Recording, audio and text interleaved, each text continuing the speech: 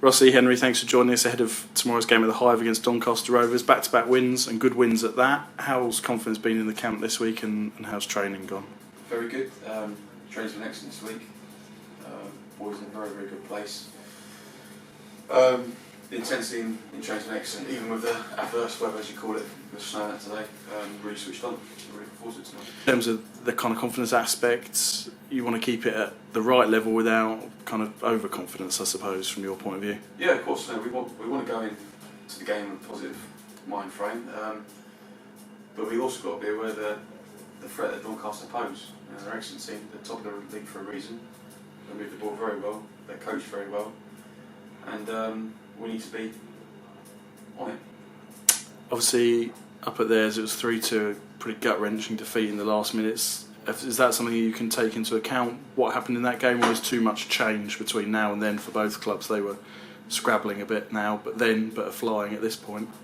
Yeah, we haven't used that as any basis for our preparation for this weekend. We're focusing very much on ourselves and what we've been working on in the last 6 weeks.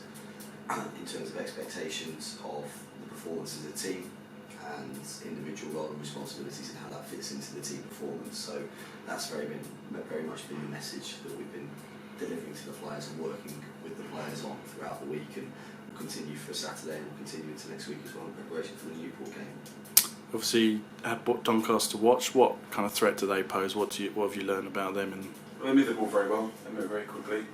They use a lot of width. But you know, we've also got some very talented players here, and we'll be ready for the test. We've worked very hard on the training ground, like Henry's alluded to. Their roles and responsibilities of the players. They know their jobs, and it's now down to them to do the business. Got a very good record against teams that are flying high.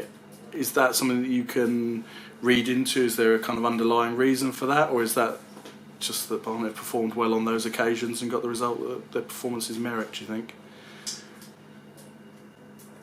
Certainly getting the results that the performances merit, definitely. And that's a message that we've taken into this week, particularly looking back on the most recent performance against a top team, if you like, in the 1-0 victory at home to Plymouth.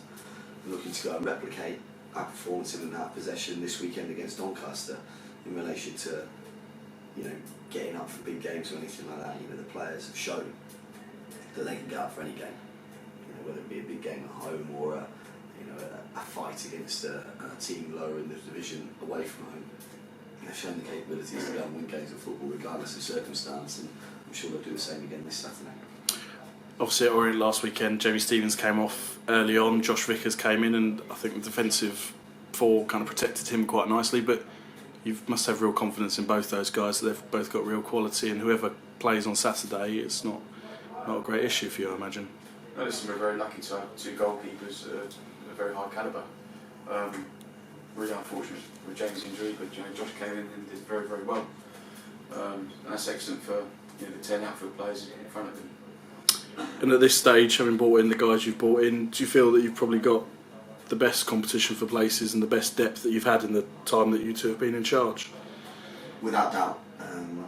The players that we perhaps didn't necessarily see having a long-term future at the football club, we've been able to move out, and the players that we've brought in have really added to the strength and depth of the squad and the qualities. They come in and they've been starting players for us, and so what that's done is that's upped the performance of all players, all existing players in the football club, and you've now got a group of players, hungry group of 20 to 22 footballers, all fighting for 11 places in the starting team, or as a minimum 18 places in the squad, which bodes well in terms of what Rossi and I are able to do on the training field, because you've got players there taking on board information that's being given to them and really hungry to get better, improve and win their place in the team. We've spoken about Ricardo Santos a lot, obviously his performances over those two games, but Simeon Akinola as well, stepping up from Braintree and into the Football League for the first time. How do you think he's kind of handled that step so far? He's done very well. He's an exciting player.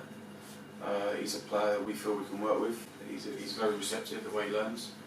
And like I said, he excites the crowd. You know, he's got pace, he's got an eye for goal. 1v1s, he's very, very good, and they work really, really hard for the ball. which is something that we really look for in a way.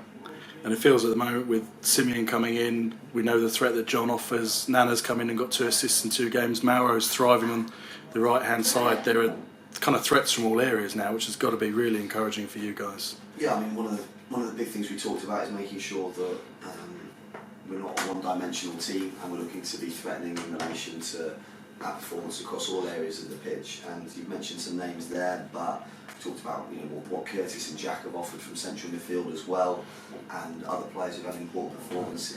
Players like Alex Nichols, Jamal Campbell-Rice, important influences.